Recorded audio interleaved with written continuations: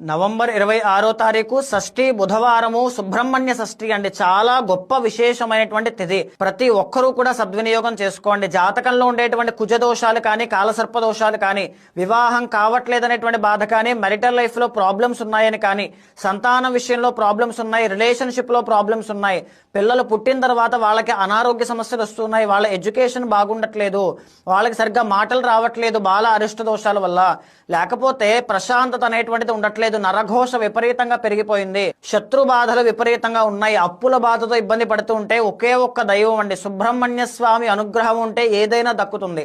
ఆ రోజున తప్పకుండా దగ్గరలో ఉండేటువంటి సుబ్రహ్మణ్య ఆలయానికి వెళ్ళండి, ఆవు పాలతో అభిషేకం చేయండి, ఎర్రని పుష్పాలతో స్వామిని పూజించండి, ఎర్రని వస్త్రము సమర్పించండి, వీలైతే ఒక వెండి పడగ నాగపాము సర్పము దానంగా ఇవ్వడం కానీ, స్వామికి సమర్పించడం కానీ చేయండి. ఆ రోజున సుబ్రహ్మణ్య షష్ఠి రోజు ఎవరైతే సుబ్రహ్మణ్య కళ్యాణం చేస్తారో వాళ్ళ ఇంట్లో సుఖశాంతులు అనేటువంటివి, ఐశ్వర్యము, వివాహ సంతాన ప్రాప్తి అనేటువంటిది, విశేష ధన అభివృద్ధి తప్పకుండా కలుగుతాయి. నవంబర్